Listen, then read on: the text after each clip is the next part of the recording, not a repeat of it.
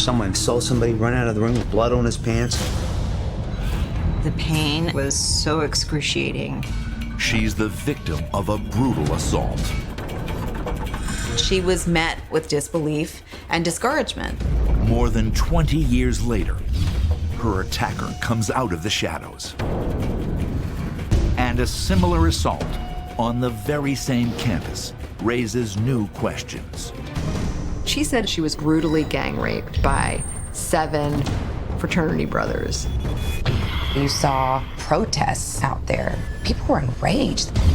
The intense debate makes sexual assault on campus a pressing national issue. The perpetrators were still walking around. I used to sit out on my porch just wondering if he was going to come for me. In-depth, insightful, in a class of its own. It's America's leading journal, Vanity Fair. Contributor Sarah Ellison reveals the truth behind Shadows on the Lawn.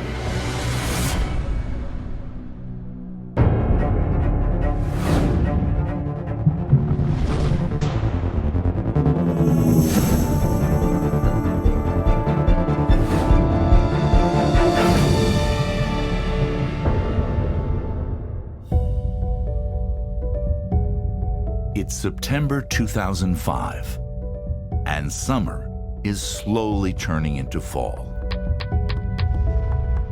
We were about to take a late summer vacation and go out to the Hamptons after the crowds. Liz Securo runs her own event planning business. Her husband, Mike, is an investment banker. They have just packed up the car and are heading to Long Island with their 2-year-old daughter, Ava. And I'm like, stop the car. Get the mail, get the mail. There was like a letter. It was vanilla scented. It said, Dear Elizabeth, in October 1984, I harmed you. I harmed you. And then it takes my brain like a few minutes to realize that he has my home address. I'm actually a scared little girl again.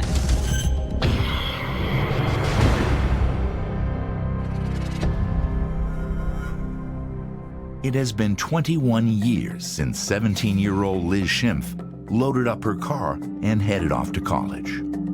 I grew up the only child, adopted, of my 2 very Irish Catholic parents, and I had a really wonderful childhood. I graduated #1 in my class, and I was the first person in my family to have even applied to go to college. Liz is ecstatic that she was accepted by the University of Virginia. I wanted to be a writer. UVA had such an amazing English department that I knew that's where I wanted to go. I went to UVA in the 90s. It's a really sort of old school atmosphere. There was a real sort of pride from the very beginning that it operated by its own set of rules. And you don't call the UVA campus a campus, you call it the grounds. Thomas Jefferson founded and designed the university just miles from his Monticello home in picturesque Charlottesville. When I arrived, it didn't disappoint. It's like Hollywood conjured up a university.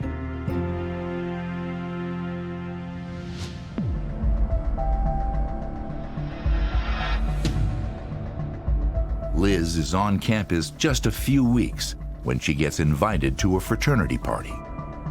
We were all just hanging out in the dorm, and a bunch of the guys were going to a rush party at Phi Kappa Psi. And my friend Jim asked me to go. It was always best if they were accompanied by a girl. People sort of pride themselves as UVA students that they are fun to be around, they're a good time, they're really smart, but they're not morose.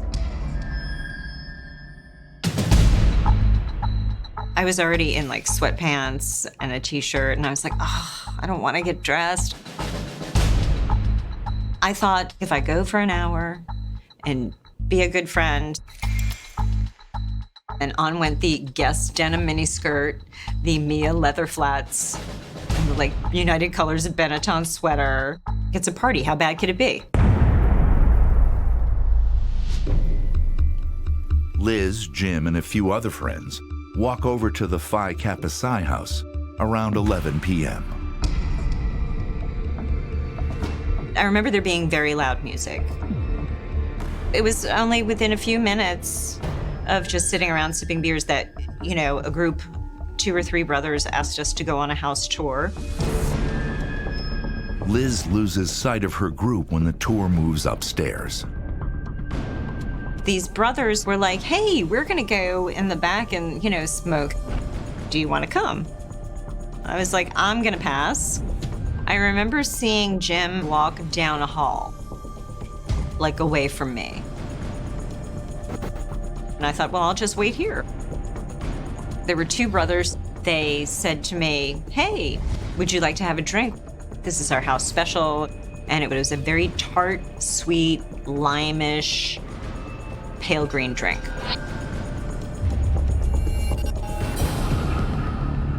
Almost immediately after taking a few sips of the drink, I just felt like I had no control over like my bodily functions, like speaking or standing. It was truly frightening.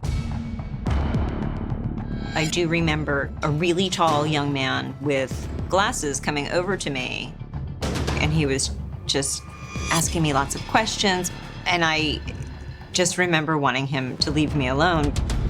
My next memory, although disjointed, was very sudden and swift and violent. This guy with the glasses, he leaned over into my ear and shouted, I have something to show you. And he dragged me down a long hallway.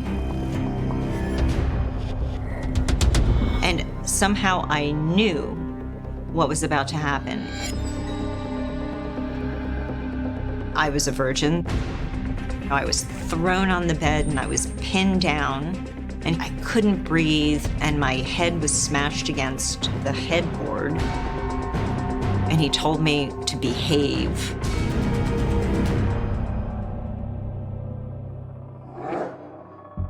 The pain was so excruciating. I remember thinking, well, I'm obviously going to die.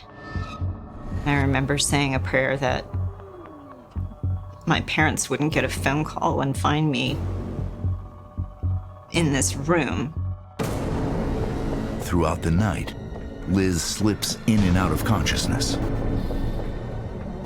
I could hear the door to the room open. I saw light. I heard music. I felt hands. I heard somebody scream, "What have you done?"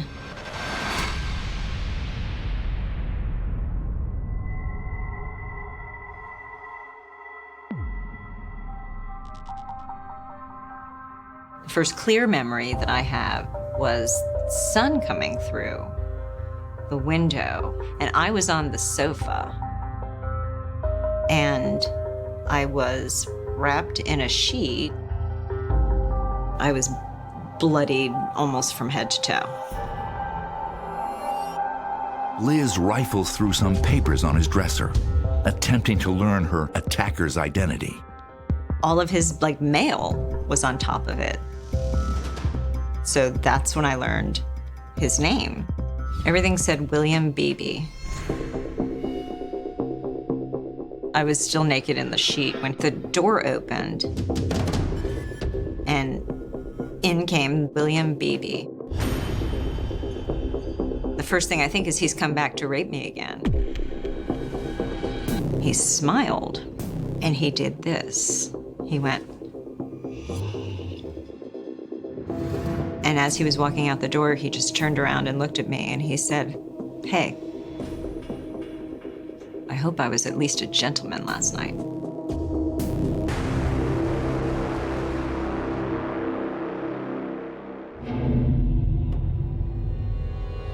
I found my sweater and my denim miniskirt. My shoes were there. I couldn't find my underwear. I knew what had happened to me, and I knew it had a word, and I knew I had to get to a hospital. Liz tiptoes through the eerily empty house and makes her way to the UVA Medical Center. I walked up to the desk and I said, "I've been raped and I need some help." A nurse knelt down next to me and she said, "Sweetie, what you need to have done, we can't do here." Slowly dawning on me what they mean is a rape kit. The UVA Medical Center is one of the premier teaching hospitals in the country. The idea that that in 1984 would be their response is pretty shocking. It was like a wall in my heart shut off. It was like, you guys can't help me. Liz goes back to her dorm room, takes a shower, and sleeps most of the next 12 hours.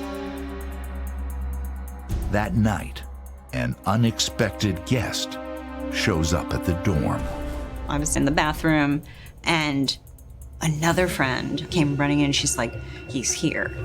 And there was William Beebe with somebody else, and they were writing in really thick, like Sharpie, on my door.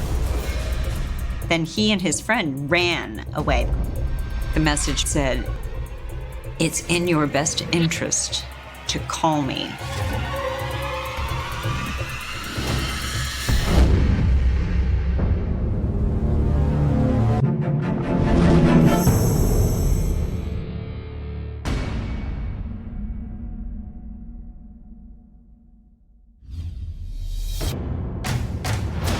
Liz Schimpf, a freshman at the University of Virginia, says she was brutally raped at a Phi Kappa Psi house party.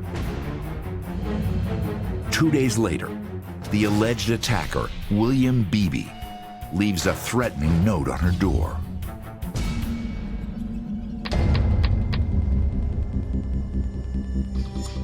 The fact that he knew where I lived was horrifying to me, to know that at any time this person could come back. Everyone is like, "You've got to tell the administration. You've got to tell someone. You're not safe anymore." The next Monday, Liz goes to the Student Health Center. I had this really kind nurse. I absolutely told her I'd been raped.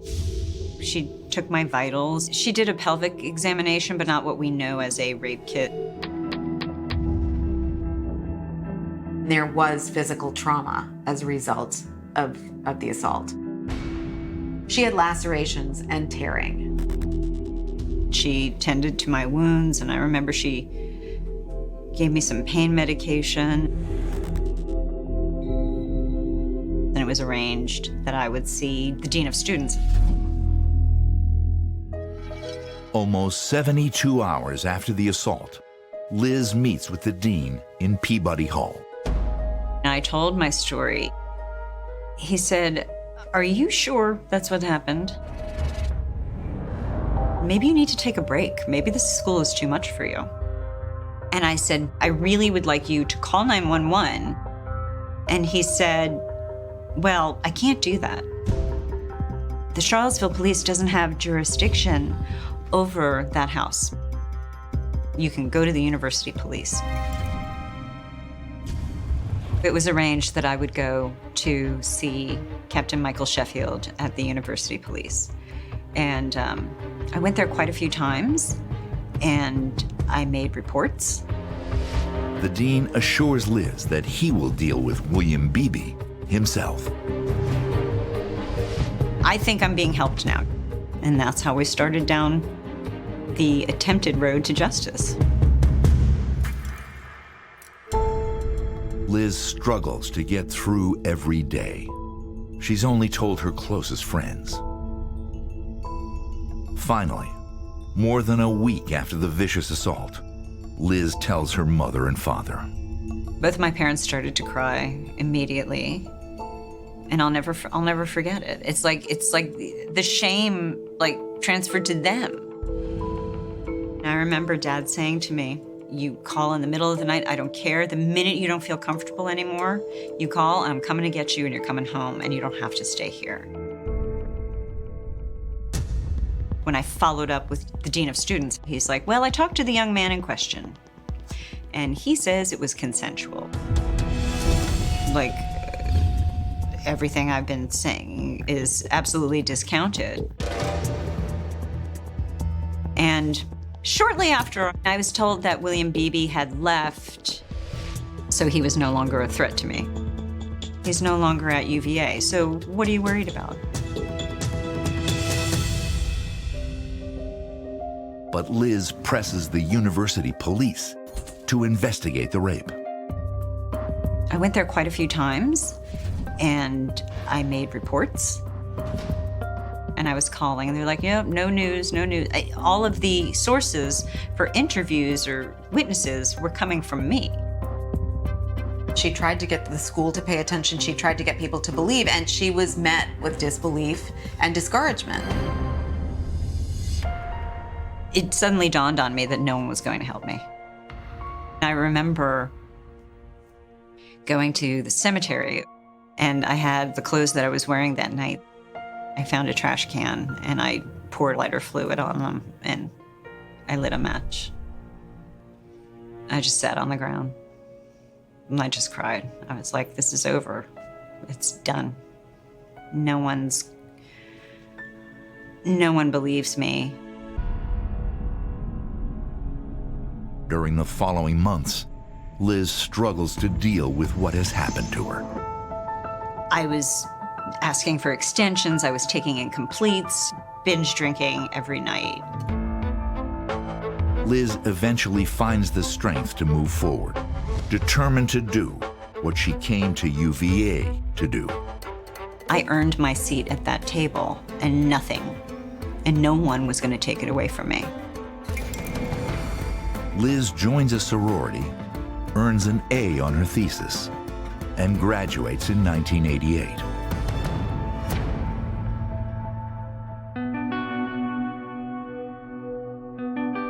Almost a decade passes before Liz Schimpf meets Mike Securo, the first man she feels safe with. The couple marries, and when Mike lands a job on Wall Street, they move to Connecticut. We moved to the suburbs, and we had our first child. Ava was born on Christmas Day, 2002. It was just such a kind of a fairy tale.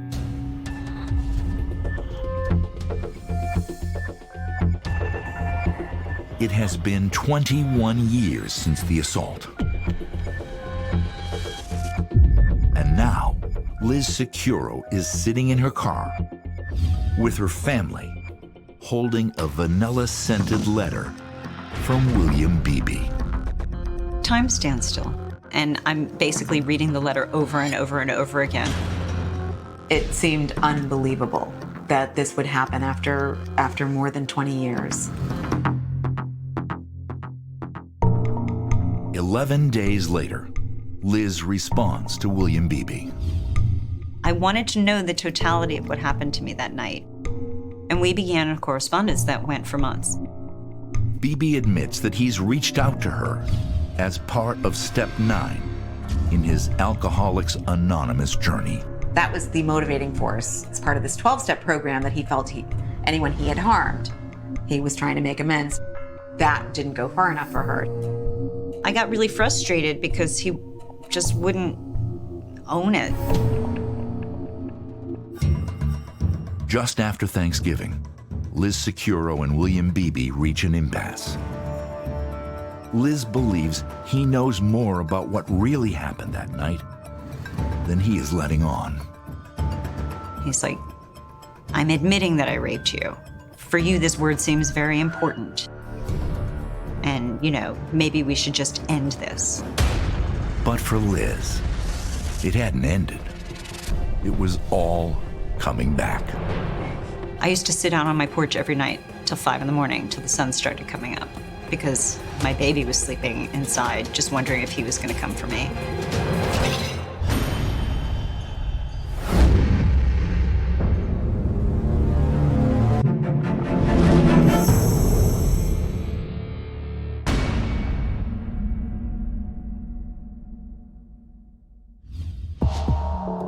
The man who raped Liz Securo more than 20 years ago during a fraternity party at the University of Virginia has confessed to her. But Liz has not contacted the police. She remembers the school's dean telling her the Charlottesville police could not take on her case. I was like, okay, what are my other options? I just started doing some research. I decided to just start Googling UVA rape statistics. She finds a website dedicated to sexual assaults on the UVA campus. Susan Russell is the mother of a young woman who said she was sexually assaulted at UVA.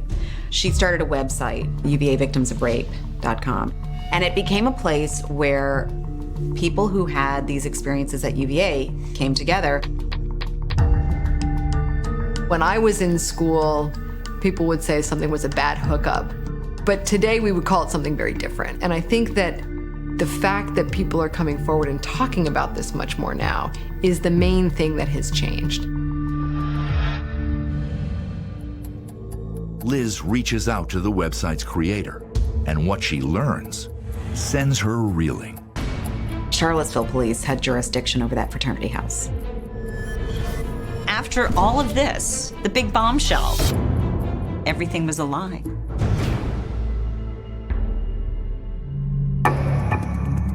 Liz immediately contacts Charlottesville Police Chief Timothy Longo.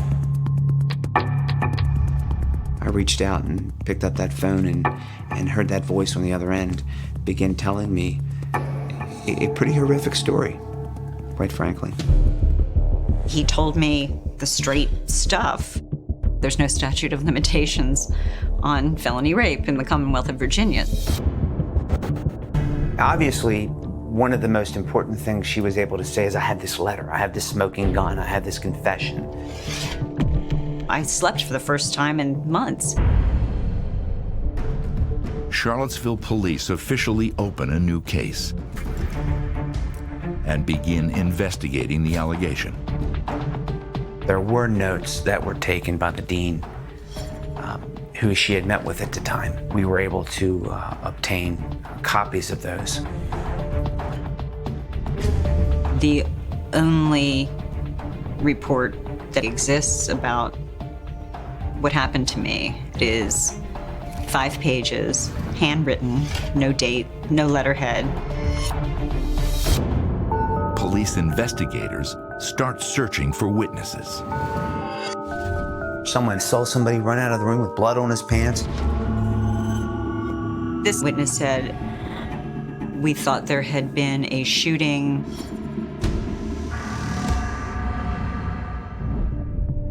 Liz says the university's report concludes she was given the opportunity to press charges with the Commonwealth of Virginia and refused. No such thing ever happened. William Beebe is arrested on January 4th, 2006, and charged with rape and object sexual penetration. I remember just seeing it on television.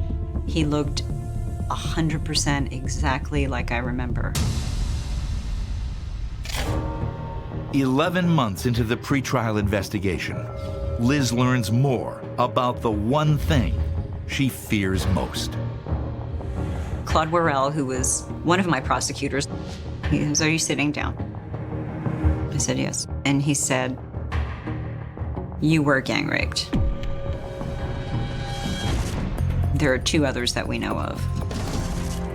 I had been raped by at least 2 other people." It's the only time during the whole process that I actually screamed. The story of what appears to have happened that night begins to take shape. First, one fraternity brother is alleged to have raped her while being cheered on. Another brother reportedly dragged Liz to his room on the 3rd floor. He later left wearing just a towel, high-fiving his friends on the way to the shower, leaving Liz behind bleeding in his room. But with no one talking, these assaults are impossible to prove. We never got the information necessary to hold them accountable. If there ever comes an opportunity or a time where someone picks up a phone and calls the Charlottesville Police Department and says, "I've been holding back for a lot of years, I would like to talk to somebody," that reopens this case. The case against William Beebe also proves to be difficult to prosecute, despite his confession. That tart lime drink forced on Liz that night, the house special, makes her testimony suspect.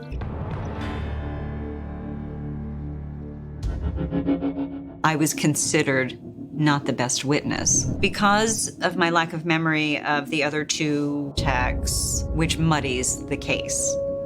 That's the irony. So what happened to me was so much worse, and yet it made the case not as strong. On November 14th, 2006, William Beebe pleads guilty to one count of aggravated sexual battery. But there's no jubilation or celebration. I'm happy that I'm getting more justice than 99.99% of rape victims ever will. We all have a responsibility to take care of our friends, family, and children, to help them if it's happened, to listen, to not judge, to assist in the healing, to open a dialogue and not shy away from the word rape. We owe that to survivors. I felt that it was important that I told my own story. I remember just wanting to use this moment to help rape survivors in the future. In 2011, Liz Securo's memoir, Crash Into Me, is published. There were a lot of people reading Liz's book on campus among the community of sexual assault survivors at UVA. The same year Liz's book is published, the University of Virginia finds itself under Title IX review for mishandling cases of sexual assault. Title IX promises that students who suffer from sexual violence, sexual harassment, have a route on campus to seek redress, and that their campuses will create communities that are safe for them. There were absolutely needs for UVA to change its practices and to come into compliance with Title IX, but it is so far from alone. There are currently more than 300 active investigations of sexual assault underway at over 200 colleges and universities. In 2014, Department of Education Assistant Secretary Catherine Lehman testifies about Title IX. It was my privilege to speak to the Senate. It followed from a White House task force that the President and the Vice President created on protecting students from sexual violence. Also speaking are several student activists, including one from the University of Virginia. Little does anyone know that a shocking claim made by another UVA undergraduate is about to make national news and ignite a firestorm of controversy.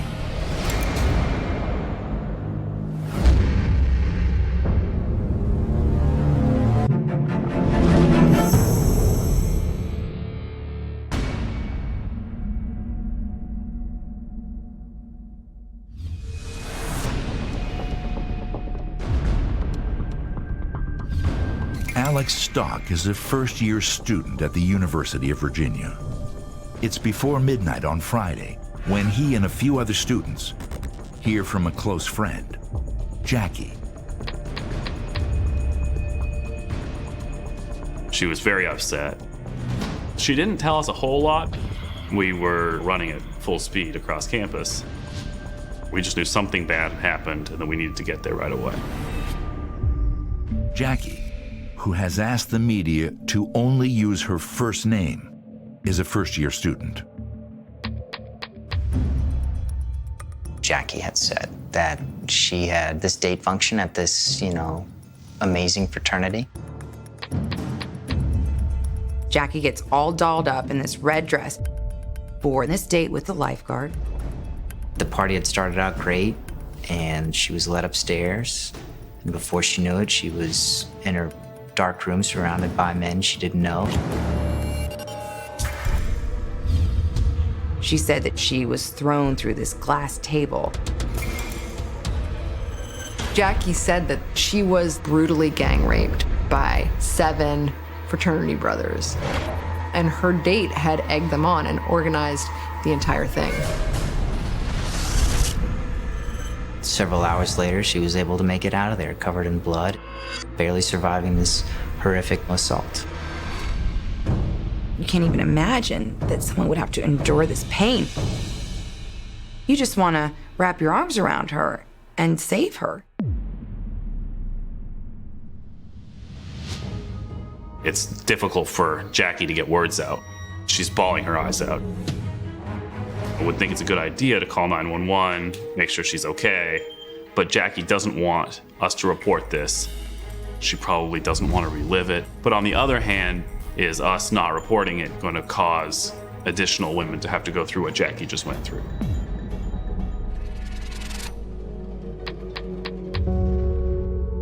Jackie appeared very conflicted in terms of telling her story.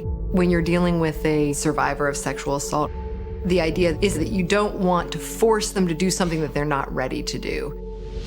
It is 6 months before Jackie tells administrators about the brutal assault. On May 20th, 2013, she meets with the Associate Dean of Students. Jackie had described the administration as treating her indifferently when she had attempted to come forward.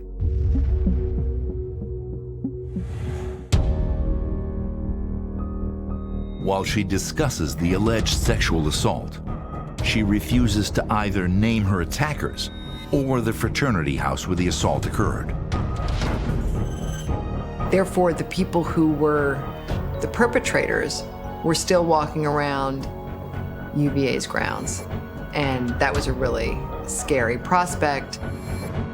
And at that point, Jackie doesn't want to go through the university process and hold those accountable. Jackie doesn't want to go to the police department.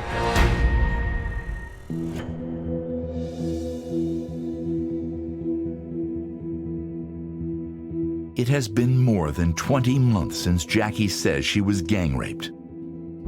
And now she is finally ready to tell her whole story. Sabrina Rubin Erdely, a contributing editor for Rolling Stone, begins speaking with Jackie and 4 other UVA rape survivors. Sabrina wanted to touch base with survivors about how their accounts had been handled at UVA. In an exclusive interview, Jackie discusses the full details of her sexual assault. For the first time, she publicly names the fraternity where the gang rape allegedly occurred, Phi Kappa Psi.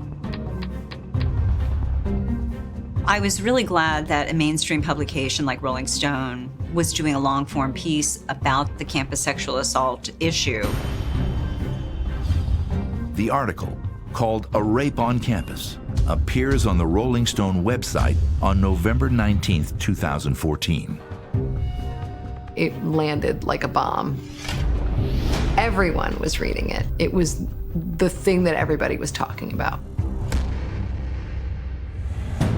The article describes the University of Virginia as an institution so defined by rape culture that women have taken to calling it UV rape. And Jackie's story is seen as the evidence.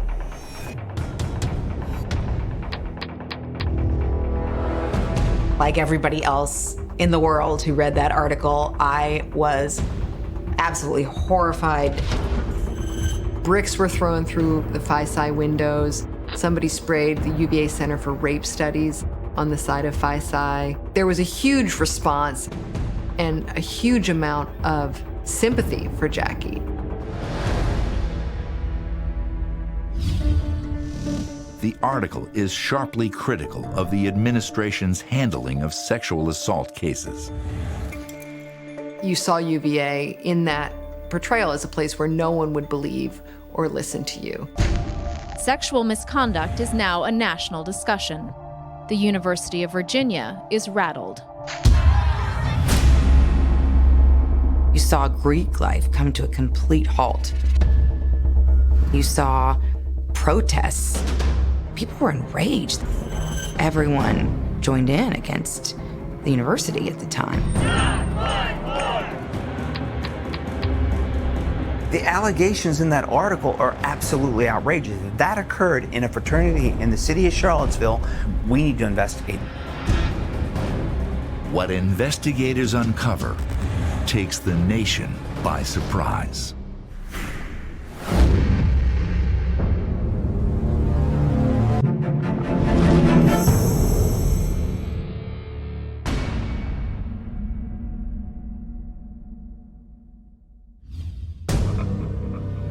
In November 2014, Rolling Stone publishes an article detailing an alleged sexual assault and how it was handled at the University of Virginia. A woman the magazine called Jackie recounts a gang rape in 2012 at the Phi Kappa Psi house by 7 assailants. UVA's president has called on the Charlottesville Police Department to investigate.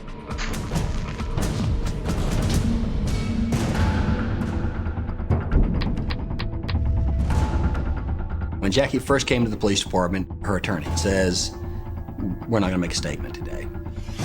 Within a couple days, the attorney calls and says she will not file a police report, she does not want this investigated, and you are not to try to contact her again. But Charlottesville police are obligated to investigate the assault. Their most important lead, the man who allegedly took Jackie to the party to be gang raped.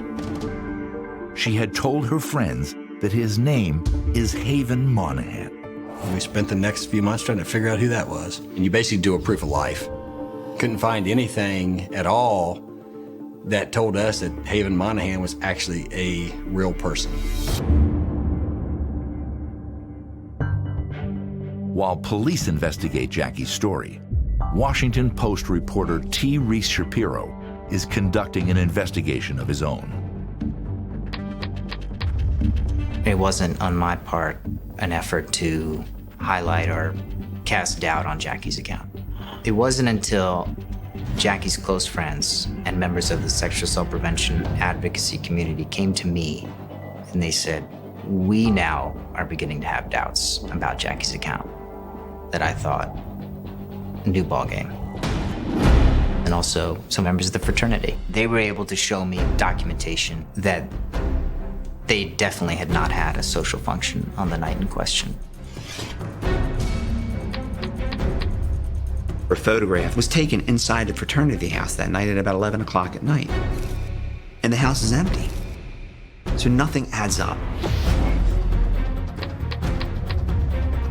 Are you confused yet? Yes, of course you are. Because the whole thing is made up. 2 weeks after the Rolling Stone article, the Washington Post begins publishing a series of articles documenting Shapiro's findings. What I cannot say is that nothing occurred. And because I can't say nothing occurred to this young lady, it's a suspended case. Rolling Stone retracts the article 4 months after publication. Jackie stands by her account and continues to refuse to speak publicly about the allegations. The magazine apologized to its readers, saying there now appear to be discrepancies in Jackie's account. On UVA's campus, many fear that the debunked story will discourage future sexual assault victims from speaking out.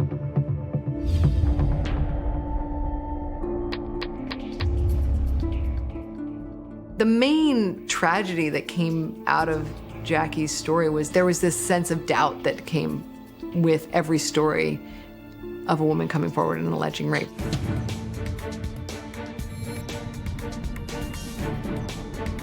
You have a statistic like 1 in 5 women are sexually assaulted on campus in the United States. And when Betsy DeVos calls into question the progress of Title IX, it's really demoralizing. Secretary DeVos's decision to roll back vital protections for victims on campus victims of campus sexual assault is an alarming reminder of White House's dismissive and cruel attitude. Title IX is designed to protect a category of harms that the criminal justice system doesn't address. There's absolutely no reason why the criminal justice system cannot do its work at the same time that a school is making sure that the school is a safe and appropriate place for learning. Title IX is supposed to prevent the kind of thing that happened to Liz Securo.